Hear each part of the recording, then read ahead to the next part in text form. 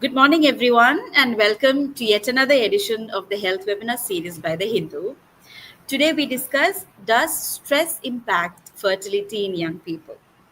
In recent years, stress has become a widespread and deeply felt a part of our daily life, especially among young adults managing academic pressures, careers, financial responsibilities, and personal expectations. While we often talk about stress in terms of mental and emotional well-being, what is less discussed is how stress may affect reproductive health. Globally, the World Health Organization recognizes infertility as a health concern, and recent studies also in India show a rising incidence of fertility challenges among young age groups, influenced not only by medical conditions but also by lifestyle, work patterns, sleep, diet, and chronic stress. So, today's discussion we will explore how stress affects hormonal balance and reproductive function, the impact of stress on both male and female fertility, ways to support reproductive wellness through lifestyle, clinical care, and early awareness. We are joined by two distinguished experts: Dr. Dakshayani D, Senior Consultant, Department of Obstetrics Gynaecology, Varam IVF, MGM Healthcare, Chennai. Dr. Dakshayani has over 25 years of experience in reproductive medicine. She specializes in fertility treatment as well as the management of high risk pregnancies. She also has expertise in advanced laparoscopic procedures for conditions such as fibroids and ovarian cysts. She is a strong advocate for preventive and community based reproductive health care. Welcome, Doctor. Next, we have Dr. Sanjay Prakash J, Clinical Lead, Andrology, Asian Institute of Nephrology and Urology, Consultant Urologist and Men's Health Specialist. He is also a microsurgical andrologist and male sexual health specialist. Dr. Sanjay's work focuses on male fertility, sexual health, reproductive microsurgery, and hormonal disorders. He has advanced training in andrology and robotic microsurgical procedures and works extensively with young men experiencing stress related reproductive health challenges. An audience, you're welcome to post your questions in the chat box throughout the session. We'll take them up during the Q&A session towards the end. We kindly request you to avoid personal diagnostic queries which are best addressed in private medical consultations. So shall we start? Dr. Dakshayani, Yeah, we may invite you to begin with your presentation today. yeah. Good morning, everybody. As Athira was telling, infertility has become a global issue. Like it is one of the concerns.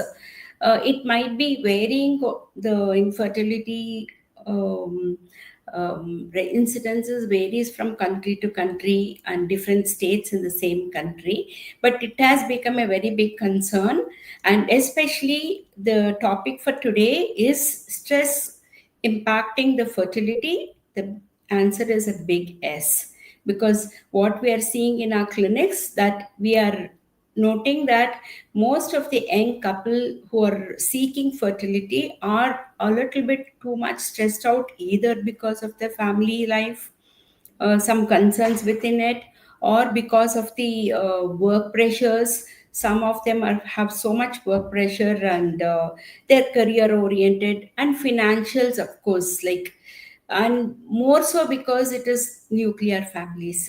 Can we take the slides, please?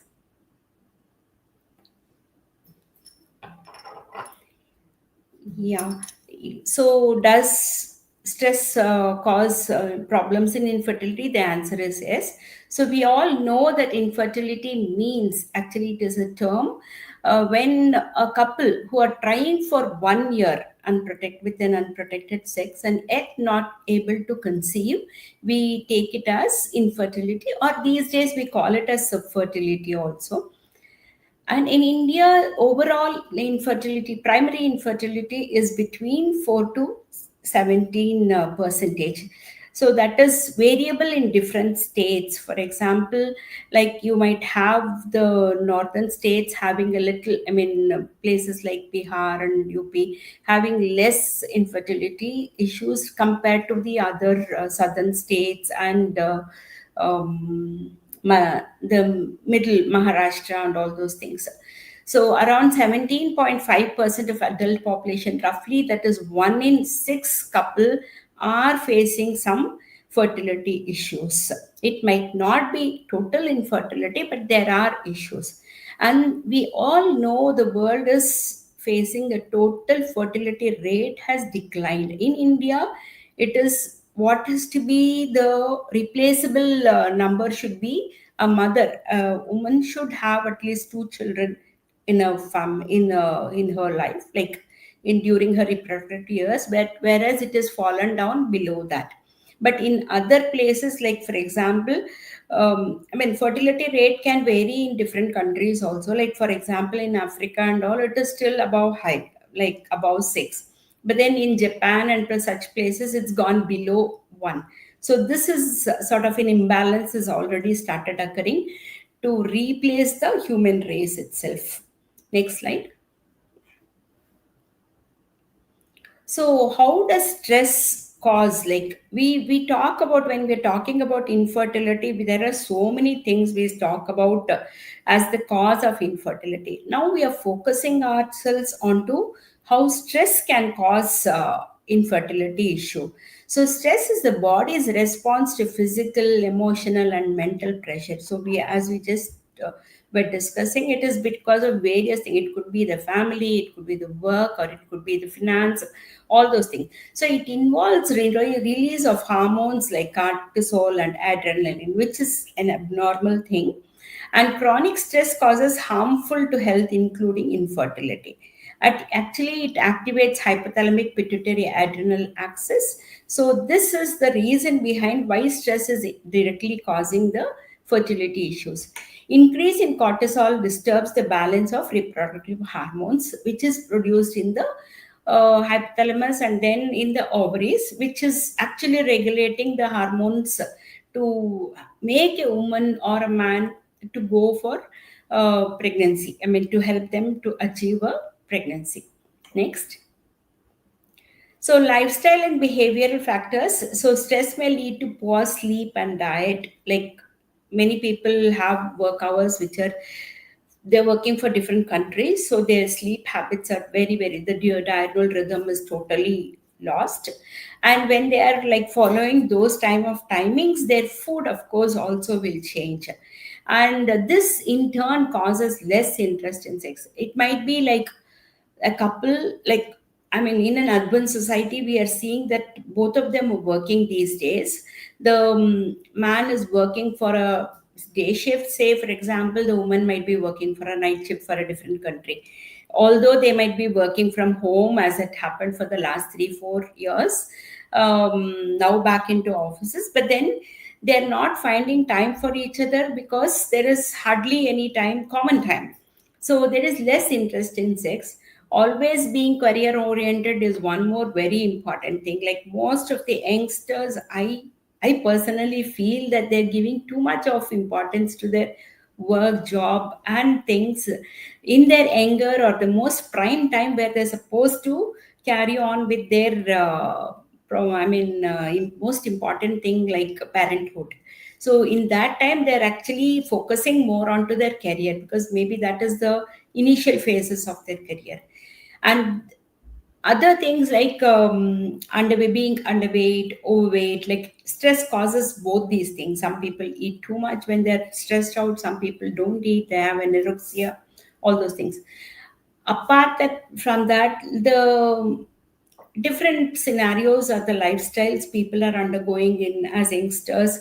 On a weekend we see lots of people like into pubs and into various get-togethers where they have chances of going for too much of smoking, alcohol, drugs these days. So these are all things which further decrease the chances of fertility in the couple. Next. So, like in female, how does it commonly all these hormonal disruptions actually causes irregular periods. Some people will have anovulation, that is in commonly in polycystic ovary. Again, polycystic ovary can become worsened because of stress. Decrease estrogen and progesterone activity when there is increased cortisol, reduce chances of conception because of all these hormonal derangements. Studies show women with high stress markers take longer time to conceive. That's very true, and we see that with people who have other problems like obesity along with it, PCOD along with it, because a woman can come to me with not one diagnosis. It'll be like a syndrome. I'll be treating her with 2 3 things together. Like, next.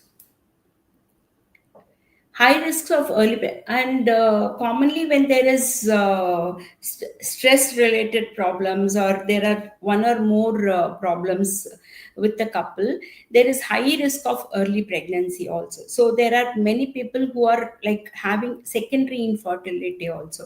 They might not have a live child. They might be the woman might be getting pregnant at least 2 3 or 4 times, but they would not have a live child which is reaching up to say about 30 weeks and above, where we can easily salvage such babies. Chronic stress can also have the lower thyroid, that is hypothyroidism is very common, and the reproductive hormone levels also are very variable.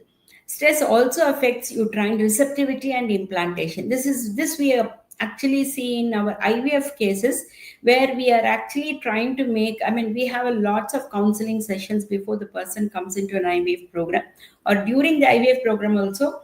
Like, we tell them to be very positive about their results, because there are so many people who are so concerned or always thinking negative, like they're telling like, what if this also fails? So I'll always tell them, try to think that you will actually get a positive result. So, and I see that, and it's true that people who come with less expectations and more trust and believe in whatever they are undergoing, I 100% tell them that they're going to get a positive. So it's something like stress can even bring out the changes in the results also, because the receptivity and implantation also can change. Medical diseases like type 2 diabetes mellitus and systemic hypertension, all those things are very common as people get into more stress.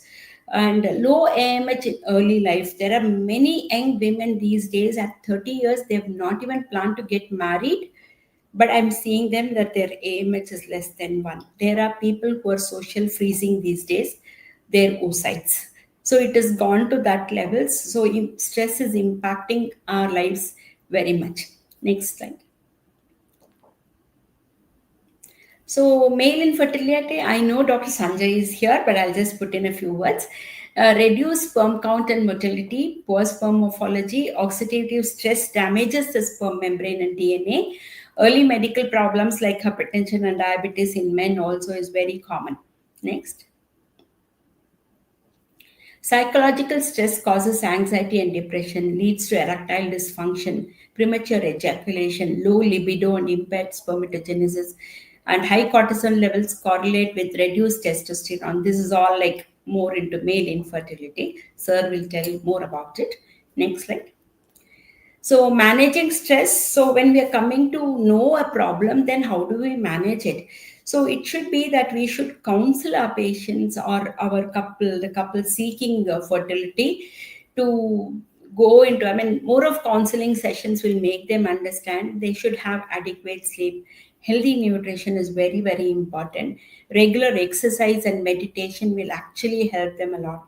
Sometimes they require therapy or counseling if there is some issues between the couple and which is not being solved by themselves. Embracing nature, more sunlight, outdoor activities will actually put their hormones back to normal.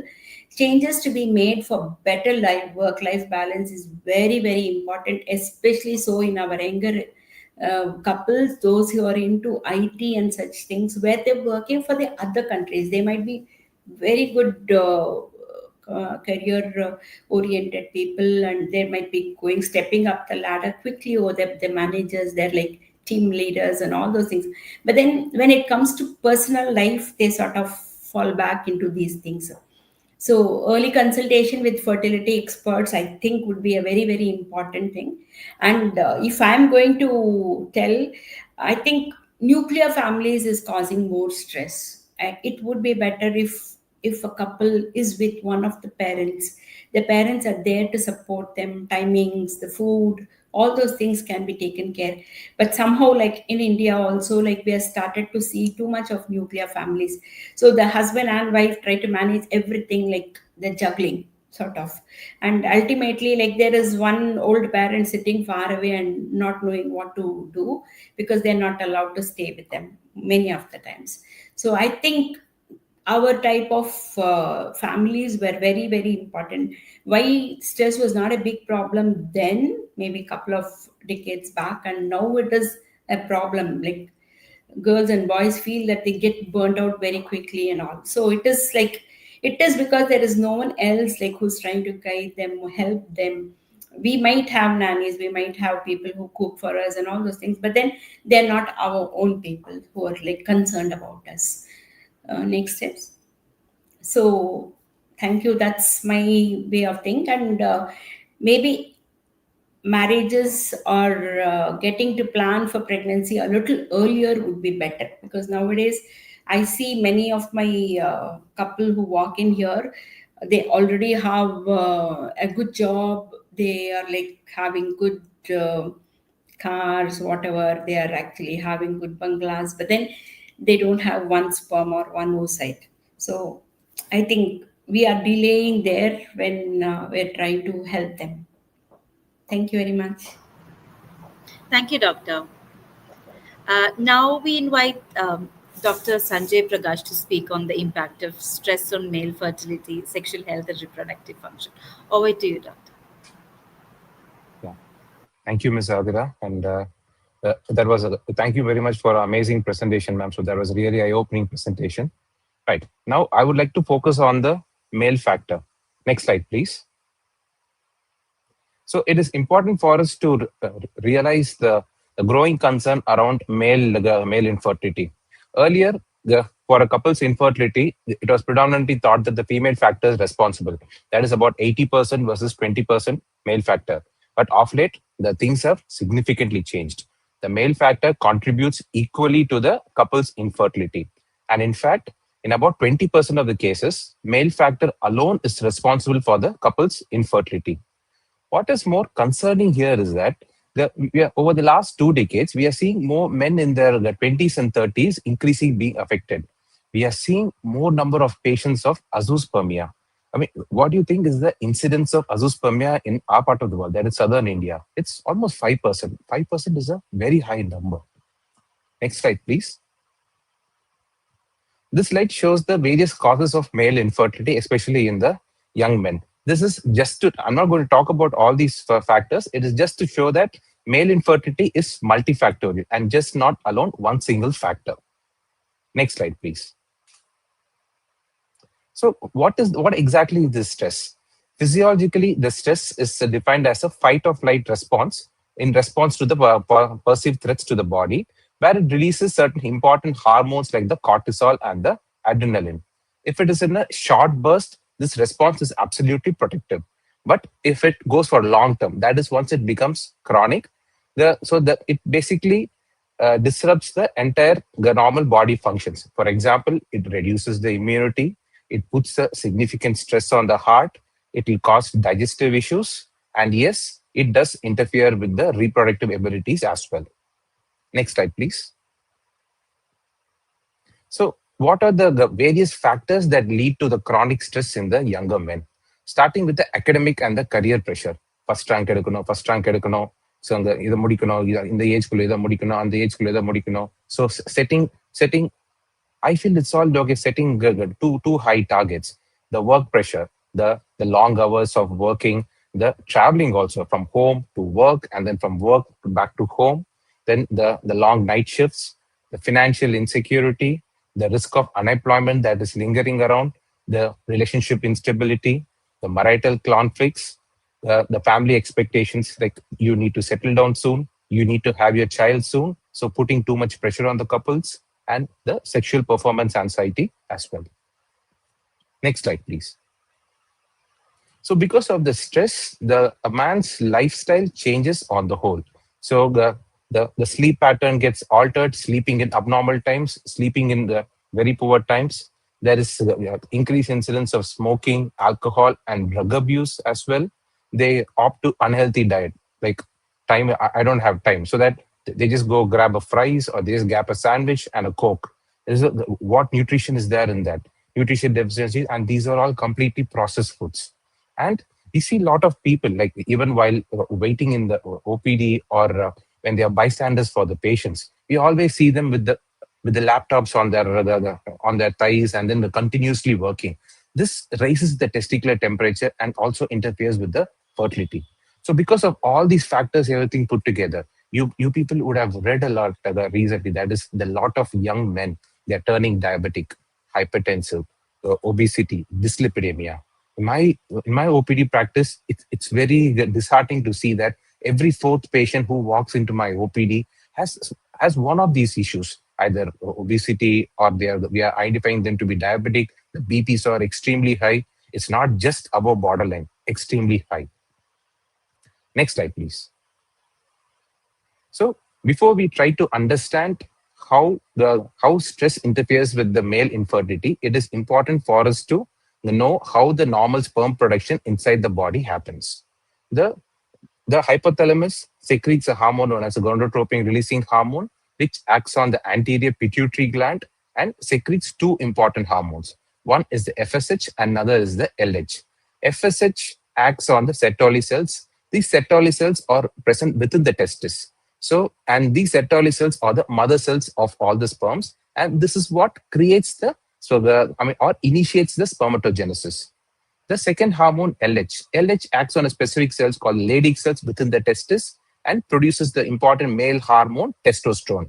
Testosterone is important for the maturation of the sperm to make it a complete adult moving sperm. Next slide, please.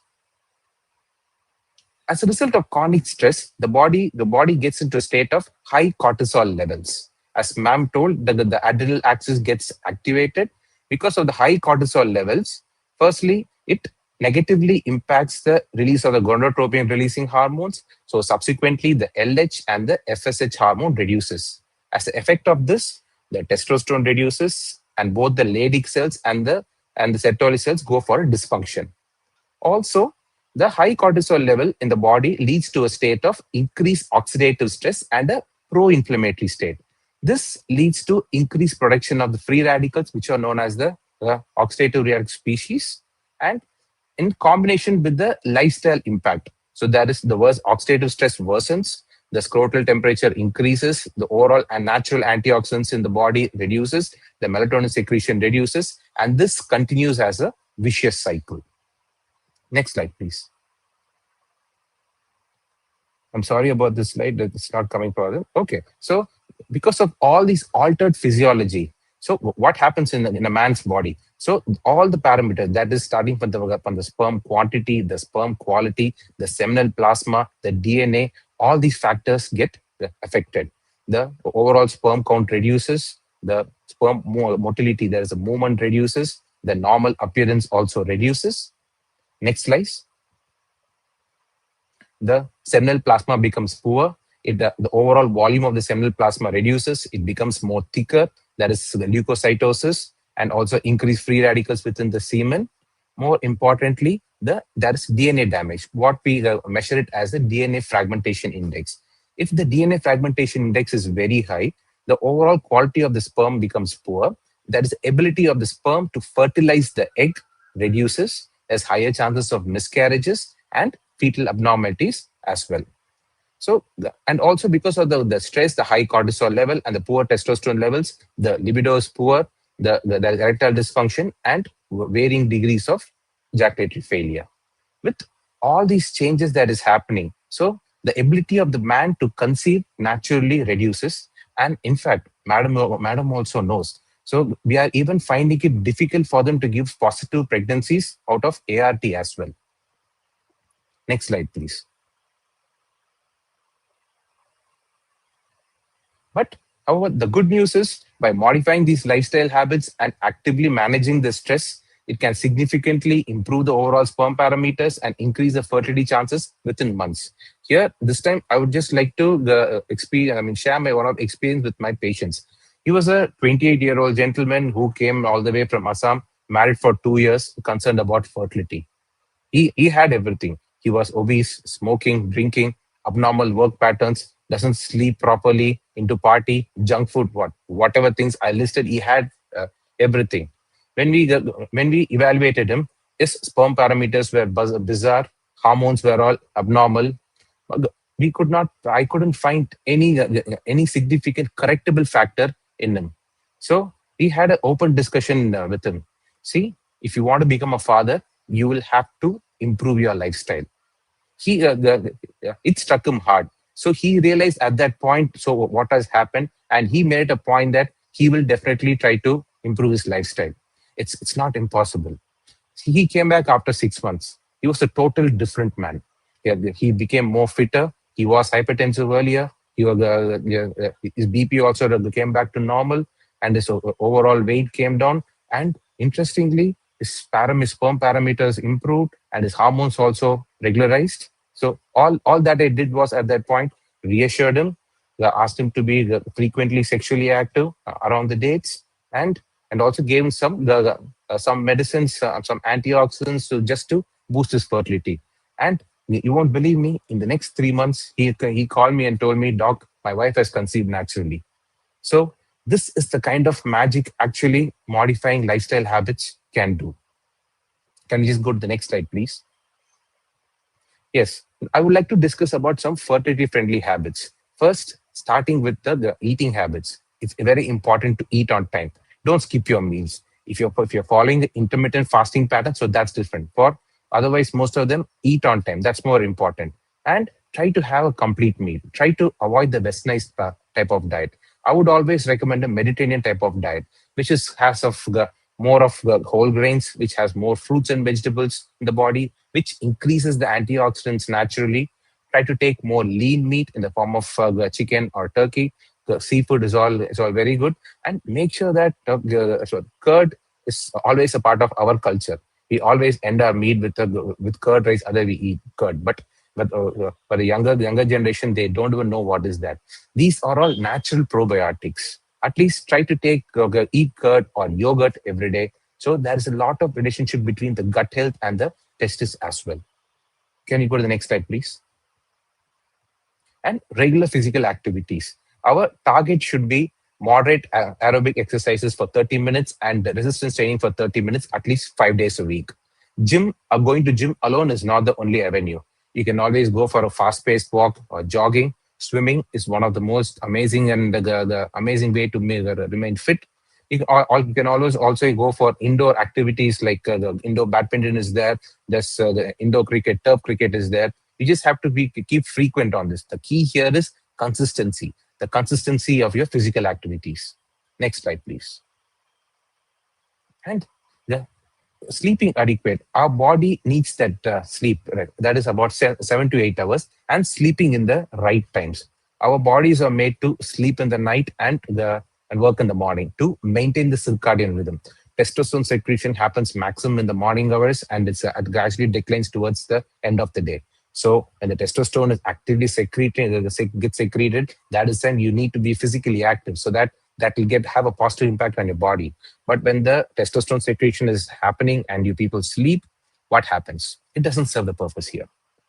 Next, maintaining a perfect work-life balance is important. Handling the mental stress is equally important. The simple ways: go for yoga, there's meditation, or counseling are available. In the current city's traffic, even if you're not able to travel all the way, yes, these kind of things, online tutors are there. You just can cast them onto your TV and they'll be able to instruct you. It's just that we just have to get that discipline into the body. Next slide, please. And very important, have to quit smoking, drinking, or any form of recreational drugs. And there is a tendency for men who hit the gym to start abusing the anabolic steroids. So if you want to use your anabolic steroids or you want to use whey proteins or anything, please meet a sports physician. So they'll be able to guide you better. So they'll be able to tell you, so what is good for you, what is the right dose. And they'll be able to tell you based on what you want to achieve, whether it's just fitness or whether you want to go into the bodybuilding competition. So they'll be able to guide you accordingly. Don't self-treat yourself. Next is important is digital detoxing.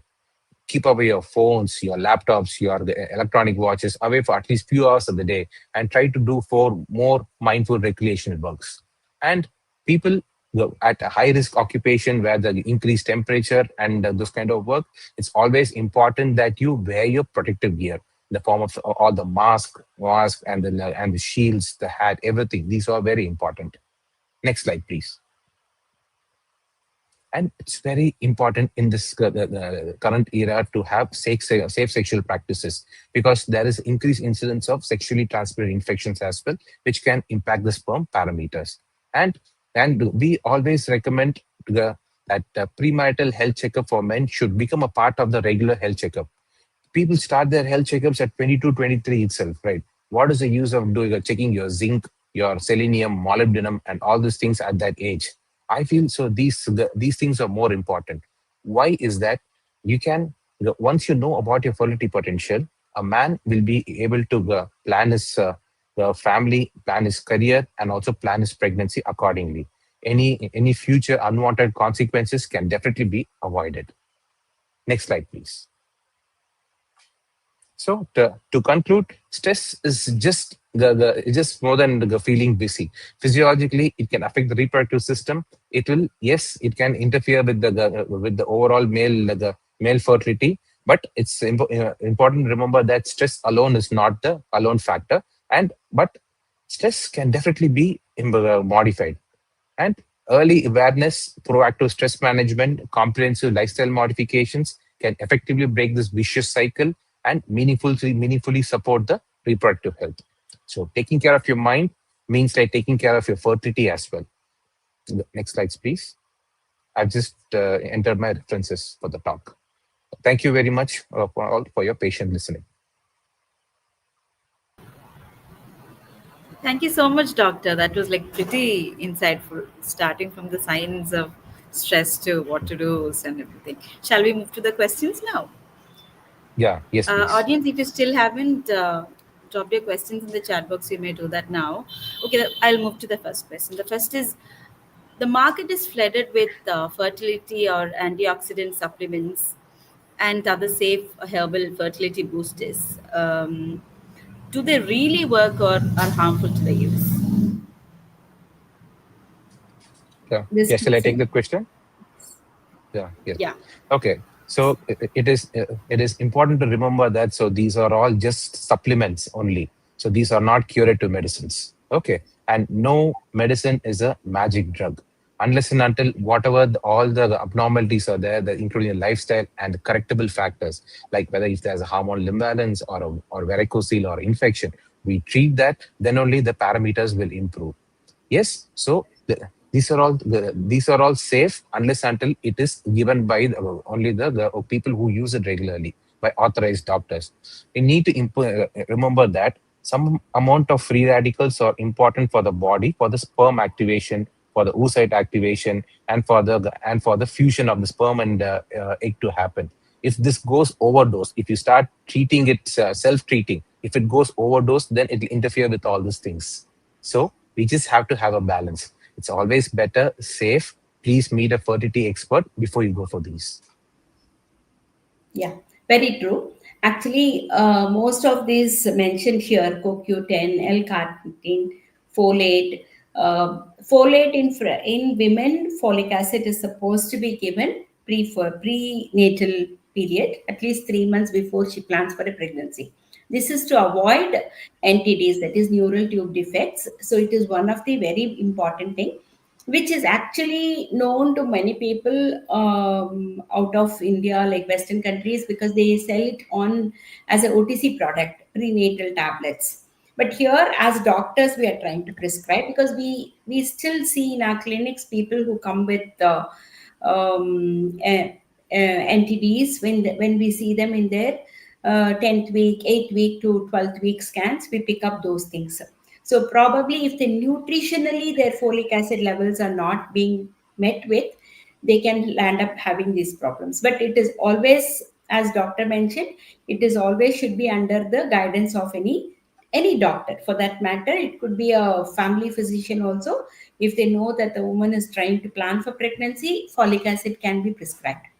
The other medications are all like they're in the cell mechanics, they help the cell mechanics. So it should be used with care. Maybe not all would require them at all. So it should be with the proper guidance.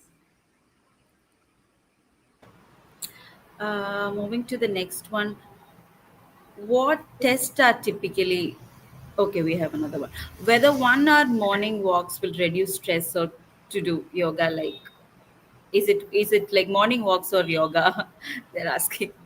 Is it I morning walks or would, yoga? Which is I mean, better? it could be equal thing. They can even make it rather than 1 hour morning walk. I think it should be if someone is really enjoying walking, I think they should do it because anything doing out of their will and wish is a stress buster.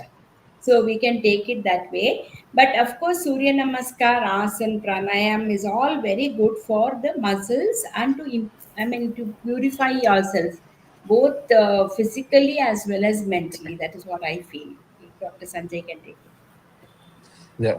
Yeah, I feel it's just depending upon purely the individual's preference. I just tell them do something and be consistent on that. Whatever you like, you do it. So that's what. And yes, there is one, and there are evidences to tell that yoga, especially pranayama, it improves our form of being fit. It actually helps with fertility as well. So what I tell them is that don't stick on to one single activity. Just keep rotating it so that you won't feel it monotonous. You will find it more interesting. But end of the day, it is just that I mean, it's individual's preference. I mean, be consistent on some activity. There is another question asking, how do we ask for doctor or health checkup? Like what type of test it is in which we get the whole information about our body and related fertility issues is what I'm assuming. Yeah. If it is Please regarding go ahead. fertility, I think a routine blood test, like both the checking the biochemistry, that is the urea, creatinine, blood glucose, all those things come in the biochemistry, and the hematological parameters. Like commonly in our country, we see that many women are still very anemic, maybe because of their period cycles, excessive bleeding, or all those things, and some of them are nutritionally deficient also. So those people have to be checked before or before planning pregnancy itself. And one important hormone which we tell in pregnancy to as related to fertility is the AMH, that is the anti-Mullerian hormone. This hormone we are seeing, it sort of decreases with age. Normal is between 2 to 4, 2 to 5 also we can take it, but that decreases with the age. But these days we are seeing probably with stress or probably with the poor nutrition in their younger age group, we are seeing at 25 and above, we are seeing the AMX levels coming down. And some issues like hypothyroidism also is there. It could be familial also, it could be genetics also there. So it is not that one test can tell everything, but it should be a if they're going for a fertility and they want to see if they're healthy enough to carry on with the pregnancy, I think they have to do one master health checkup sort of thing, probably related to fertility. A few tests has to be added. Yes, Another one as is, ma'am told. yeah, Okay. sorry. Yeah. No, please, Uh, sir, continue. no, as ma'am told, as a master health checkup or any place covers most of the basic tests. Okay, so focusing on a male's fertility specifically. So I would request at least have a FSH done, have a total testosterone done. Okay. You don't require an entire battery of tests to know your fertility. That is done. And then you're doing ultrasound scan done. Just have a scrotal scan also done. And whoever's wishing to know what is their fertility, have semen analysis also done. There's nothing wrong in just opening up about it.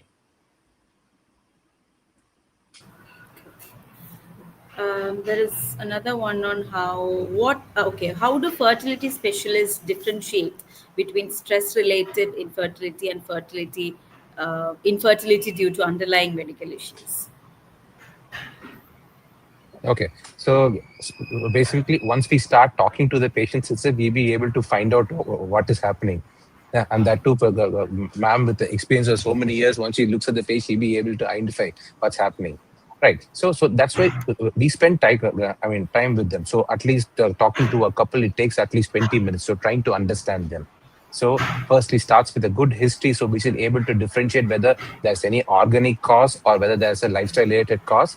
And subsequently we just do only the necessary investigations to know whether there is any underlying cause, whether then it's basically we do these investigations to know what is the cause and how else we can treat them to improve their parameters. This is how we go about, this is how our workflow happens. Then after that, then we will tell them whether they require medicines or any surgical interventions and how do they have to proceed.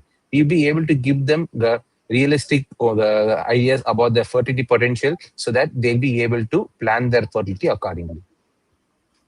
Yes, Athira. Actually, no, we have actually conducted lots of camps, not only in the urban, this thing, but in semi-urban and rural places where we have seen couple coming to us with history of 5, 10, 15 years of infertility. And most of them have not done the few important tests which has to be done to identify what was the cause of infertility. Some of them are just waiting, thinking that the things would happen. Some are telling, my mother delivered me 5 years later after her marriage, so I'm waiting for those 5 years. So as sort of excuses as that is happening, and some after 10 years, like they're telling, we did some prayers there, we did go to this doctor, we did one test there. I've seen 10 years after their infertility problem, men not having one semen analysis. This is true. I mean, it's like it's happening across. But I would say, like in clinics like where we are sitting and seeing, I think two consultations is more than enough. I think Dr. Sanjay should be agreeing with it. One consultation is, Absolutely, ma'am. as he says, taking the proper history, doing the basic investigations. In the next visit, when they're coming with the results, and one physical examination, of course, because in women, there are so many things that we have to physically examine them also. It might be a woman that who has not consummated the marriage at all, so unless I examine her, I could not make out that, because that might not be her important complaint in her history unless we talk. And we have a counselor in our department who actually talks to them. There are issues like a couple are married for 1 year, 2 year, but then their whoever the elders in the family don't even allow them to meet. So such stories are coming out with couples when we are treating them. So it is like, I think two consultations or max three if we are going to do some tests, more tests like tubal patency test and all those things. I think we should be there to properly diagnose what is the reason. Is it the stress alone, or is there a fibroid sitting over there, or it could be a tubal block, or as on men's side it could be a azoospermia or oligoastenospermia or any other abnormality with the sperm, this thing morphologies or sperm parameters like. So it is very easy, but only thing is the patient should be, the couple should be coming to us properly, like coming out with their histories, and like under one roof, if we are able to provide them all the investigations and give them a solution, I think it would not take too long for us to help them, sort of. Thank you, doctor. Moving to the next question. How does childhood trauma or past mental health experiences affect fertility? Yeah. I on the female side, if I would want to take it, there are young girls or small girls when they were going to school were abused in a different way, like probably, and so soon after marriage, we have seen many couple coming that the husband is telling that she doesn't allow me to touch her at all, she's very frigid. So they're not, like as I just mentioned, now the marriage is not consummated for a long time. So these sort of things, there is a mental block, like telling that I will be hurt, I will have too much pain and all those things. So these things are very important. It needs a little more time for us to talk to them. Probably we'll have a psychological counseling for a few sessions before we make them understand, our proper gentle examination in the clinic for the woman would make her feel that it is not going to be too painful for her to have coitus and such things. This is on the female side. Doctor can take care also. Yeah. Yes, ma'am. So similarly on the male side itself, the male side also, yes, young boys at age also they too experience various amount of exploitation and trauma. Yes, it does carry. So to the extent that how they become is they start avoiding marriage, they start delaying marriage.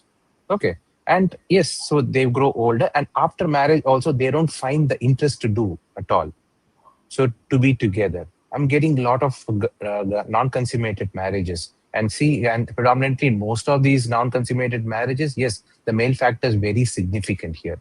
So these are the kind of people where we have to identify, and as ma'am told, these people they will definitely benefit with a lot of the counseling. A psychologist counseling here role is indispensable. True. Thank you, doctor. Let's move to the next question. Is it recommended to do exercise after embryo transfer? If yes, please suggest a few. Okay.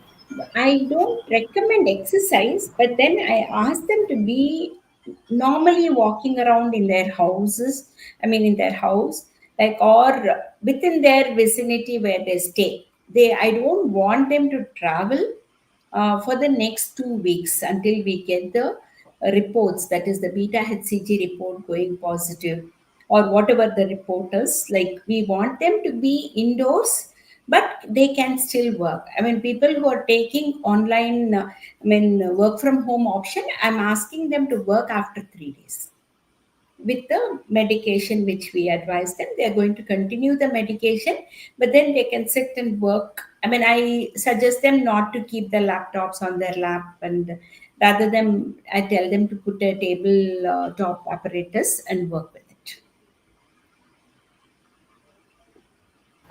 Next, we have how sperm morphology issue can be rectified. Is another question. Okay, so speaking the truth, the sperm morphology, if it's going to be a mixed morphology issue, so it's not a big concern. Okay, so morphology, as already discussed, we need to see what are the underlying causes, and we have to treat the causes accordingly. Treat the causes. Generally, it takes about whatever the treatment we give, like there be a surgery or a medicine. It generally takes about 3 spermatogenic cycles for the difference to happen.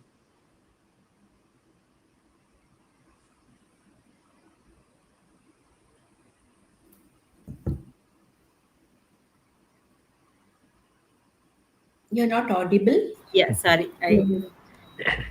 Are there proven benefits of counseling, cognitive behavioral therapy, mindfulness, or guided stress reduction for improving fertility chances? Definitely, definitely. Because look, not all couple will have a straightforward issue. Like, for example, I'm talking about, like, it could be like they did not know which are the important fertile dates. Like, for example, there are a couple who just have random sex, and they don't know which are the important days that a pregnancy could occur, or a conception and fertilization could occur. So in those cases, it's just straightforward that I give them some medication with a proper history, advise them to follow the timed intercourse, and we see, like, within 1 or 2 cycles they're positive with pregnancy test positive. There might be one or two again who did not have proper ovarian function, like those in polycystic ovaries, where we give them some medication to improve their chances of follicular development and ovulation. We watch it on the follicular scan and advise them timed intercourse, they're getting pregnant. There are so many straightforward things where just we can 1 or 2 cycles we can help them. But then we were just discussing about people who have some mind block, or they have some fixed ideas about things. So those people definitely need lots of counseling. And there are some people who said, like, look, I knew family members who had taken fertility treatment, they've become very fat. It's just one small thing, but they would not come for treatment for that one small thing. So those couples and all, they definitely need to come and have some counseling before going ahead with a successful treatment. Anything more, Dr. Sanjay?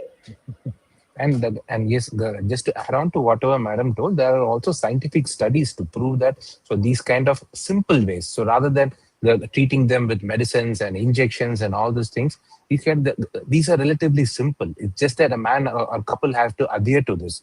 There are enough good quality scientific studies to prove that all these things has a positive impact on the couple's fertility. We'll take the last two questions now. What role do shift work and night shifts play in menstrual cycles and sperm health? Yeah, it is actually talking about women, night shifts, and the change of that diurnal rhythm, the circadian rhythm itself is actually a bane for the for anyone, and not even fertility. I'm telling for all the human race. I think that rising up with the sun and going to bed with the sunset, maybe not sunset, at least few hours after, would have been the best form of life everyone would opt to. But then now we are all forced to be awake more hours and work for different hours, because our country is actually working for so many other countries. So it might not be that people just don't sleep, but they're working on those hours. So their change in that rhythm itself will change their hormones. Many of the men, if we are talking about why polycystic ovaries and abnormality in cycles are happening, it could be because of the stress the body is taking because of this changes. So the melatonin actually decreases when we're working more in the night times. So we are actually not being happy. Having the proper menstrual cycle at all in many people, and more so if we are observing their menstrual cycle. I mean their follicular scans to see if the follicle formation is happening. Many people, many women do have anovulation. That is, they don't even develop a good follicle to ovulate and release an egg. So that could be as common as reason for not getting pregnant in many of our cycles, because it actually says the fecundity rate in any couple is only 4 to 5. That is, in a whole year, if you give a chance for someone to get pregnant, they can get pregnant only in a four cycles in 12 months. Okay, but then with this sort of night work or work pattern changing because in day and night, their fecundity rate would really, really go down. And this is badly affecting the fertility rate in the whole world. Now, the replacement number has come down. As I was telling you, what should have been over 2 is come down to less than, in India itself, it is 1.9 now. And it is different for the different states. That's about night shifts and work. I mean, women. So yes, yes. So just as I discussed in my presentation, so night shifts. So body follows the circadian rhythm. The testosterone secretion happens in the morning, and then it slowly comes down towards the end of the day. So our body needs that amount of rest, that 6 to 8 hours of rest. So that is where all the reparative activity, whatever goes on, that happens, and that happens when the hormones are quiescent, when the hormone levels are low. So, but the contrary, when people start working in the night shifts, and not only that, night எல்லாம் phone வச்சு நோண்டிட்டு இருக்கிறது, the screen time, the bright screens or this thing. So all these things will actually interfere with your hormone. It will only increase your stress hormone levels. So as I just mentioned in my presentation, once your stress hormone reduces, it will interfere with all your systems, not only your reproductive system, diabetes, hypertension, all these things. So prone to all these things. So this is how it impacts. This was not our lifestyle about 20 years back. It's hardly some people over there, but especially post-COVID, these kind of things we are seeing more. Lot of night shift, night shift, night shift, night shift. We are seeing all this. And yes, so as an impact of that, that's being reflected on the parameters. We are seeing a lot of unexplained infertility as well. We are not able to see anything else. Okay, the sperm parameters will be good, all the hormones will be good, but the DFI will be very high. He will not have varicocele, he will not have infection, but only thing is lifestyle, this struggle. Yes, all these things, it's all proven. It's not just, we are not talking about experience here. There's all these we are just sharing. It's a scientific data which is all published, which has been read up to the molecular level. We are short on time, but I'm still going to take two more. How can cervical incompetence be rectified? Is another question. Cervical incompetence is a condition where the pregnancy does not continue over after a few weeks. That is, once the uterus starts expanding with the growing child, after 12th, that is after the first trimester, there are few women who have their uterus mouth opening up. So uterus, as you know, is like a inverted bag, okay, with the mouth at the bottom. So this has to be, normally it is made, the nature has made it that way that it opens up only around the third trimester. Preparation starts around 34, 36 weeks, and then it opens up at the 40th week when we deliver the child. But in cervical incompetence, it is incompetent. That is, it could be incompetent by nature. The muscular muscles there are not so tight to hold the uterine contents. So at around 12th week or 16th week, we see them complaining of low backache or some discharge vaginally if they're not examined properly or not done a scan which can identify the length of the cervix or opening or funneling of the membranes and all those things, we tend to lose that child. Okay, this usually happens. It's sort of a lesson learned out of bad experience for many, because the first baby is lost because of cervical incompetence, and then only the next cycle we make sure that we give a cervical stitch as soon as they're completing their 12th to 13th week scan and doing their Down syndrome screening. If the Down syndrome screening, all those things are normal, we give them a stitch by as early as 13th to 14th week to make sure that it doesn't repeat, but we ask them to take more rest, more so if they are carrying a twin on that time. So it is the chances of repetition would be more. There are other methods like we can give us Arabian pessary, we can apply it also. In patients who have recurrent cervical incompetence and recurrent pregnancy loss because of this, we might as well try and do a internal, that is laparoscopic cerclage can be done to protect that woman from going for a cervical incompetence and losing that pregnancy again. Let's move to the last question for the day. To both the doctors, what advice would you give to couples experiencing emotional strain during fertility treatment? Yeah. After mom. Okay. Um, Actually, I feel a happy family is less stressful. So I want to give that weightage to that. To have a good happy family is very, very important.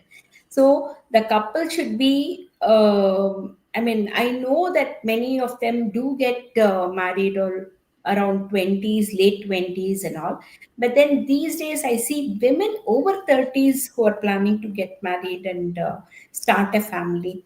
So that is, I feel, is a bit too late, because that will actually make them like if they're expecting pregnancy soon after marriage because they're 30 and above, we are seeing that they're having other problems like maybe low AMH, by then hypothyroid, by then some people with a family history of diabetes already being diabetic or borderline diabetes and all those things.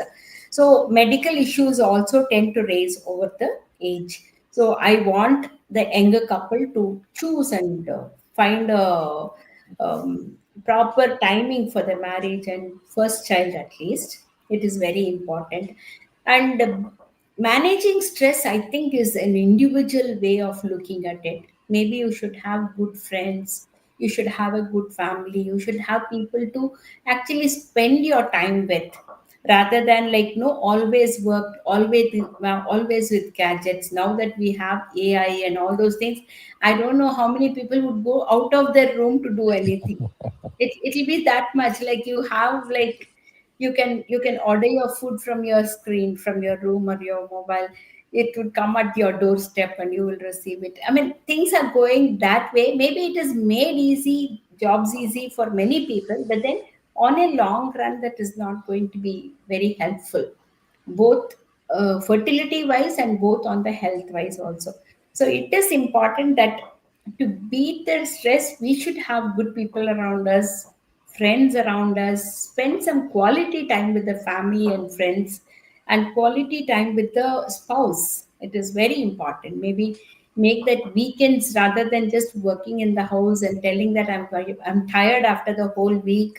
I want to rest the whole day. I think go out somewhere, meet people, or even have some fresh air outside.